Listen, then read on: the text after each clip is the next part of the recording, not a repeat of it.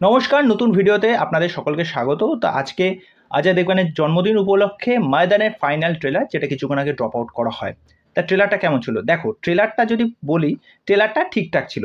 এর আগের যেটা ট্রেলার ছিল সেখানে কিন্তু পুরো গল্পটাই রিভিল করে দিয়েছে, বরঞ্চ সেই ট্রেলারটা কিন্তু ভালো ছিল। সেখানে যে মুভমেন্টসগুলো আমরা দেখতে পেয়েছি, অজয় দেবগনের যে ইন্টেন্স পারফরমেন্স দেখতে পেয়েছি, তার ইমোশনাল সাইডটা দেখানো হচ্ছে, তার এই টিমের জন্য তার যে লড়াকু মনোভাব, সেই পুরো বিষয়টাই কিন্তু ওখানে দেখানো হয়েছিল। তারপরে এআর রহমানের গান আছে, পুরো বিষয়টা ওখানে স্পষ্ট। এই ট্রেলারের মধ্যে কিন্তু সেরকম কোনো কিছুই কিন্তু দেখা যাচ্ছে না, কেননা ওই ট্রেলারে যে অংশ বা পোর্শন আমরা দেখেছি সেই একই জিনিস এখানে দেখা গেছে। এবার চলে আসি অজয় দেবগনের পারফরমেন্স। অজয় দেবগন যে কোনো ধরনের সিনেমা করে থাকুক না কেন, যখন কোনো ইমোশন বা ইন্টেন্স কোনো পারফরমেন্স হয়, সেই জায়গায় অজয় দেবগনকে ছাপিয়ে যাওয়ার মতো কোনো অ্যাক্টর কিন্তু নেই। সেখানে তার পারফরমেন্স মানে সেই উচ্চতর লেভেলের যাকে বলে। যেটা তোমরা রেডে দেখেছো, যেটা তোমরা শয়তানে দেখেছো, যেটা দৃশ্যমে দেখেছো, সেখানে তার পারফরমেন্সকে বিট দেবে এরকম কিন্তু কোনো পারফর্মার কিন্তু নেই। তা এবার যদি বলি, এই সিনেমাটাকে নিয়ে সত্যি বলতে কোনো হাইপ কিন্তু নেই। 10 তারিখ রিলিজ করতে চলেছে।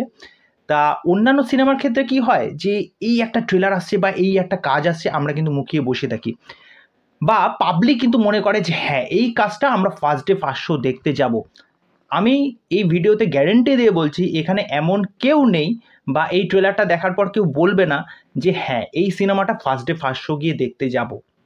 যদি কেউ জোর গলায় বলে থাকে তাহলে আমি বলবো খুবই ভালো কথা, কিন্তু সত্যি বলতে এই সিনেমাটার কিন্তু হাইপ একদমই নেই। কেননা প্রথম থেকেই যদি দেখে থাকেন, এই সিনেমাটা বহুবার আসা যাওয়া, ক্যান্সেল হওয়া, ডেট পেছানো, এই জিনিসগুলো তো সম্মুখীন হয়েছে।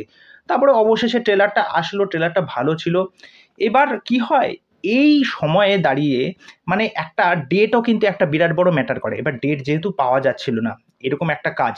এবার বিষয়টা হচ্ছে, বায়োপিক নিয়ে যখনই কোনো কাজ হয়েছে, কিছু সংখ্যক কাজ কিন্তু মানুষ কিন্তু খুব ভালো সমর্থন করেছে। আর এটা শুধু তো বায়োপিকের ওপর না, সাথে সাথে এখানে স্পোর্টস ড্রামা। এবার এই কাজগুলো না মানুষ এখন দেখতে না, ঠিক আছে চলো এই স্পোর্টস ড্রামার কত দেখবো, কী বা নতুনত্ব থাকবে, মানে ব্যাপারটা তাদের সম্পূর্ণই না একটা মাথার মধ্যে এসে গেছে যে এর মধ্যে আর অ্যাকচুয়ালি নতুনত্ব কী থাকবে। ঠিক আছে, কিন্তু এখানে যদি পারফর্মাররা যদি বলি, যেমন অজয় দেবগন বলি, গজরাজ রাও বলি, প্রিয়ামণি বলি, কাস্ট কিন্তু খুবই ভালো। এপের নিরিখে যদি আসি, যে গল্পটায় কী দেখানো হচ্ছে, যে সেই সময় ফুটবলের অবস্থা একদম ভালো ছিল না।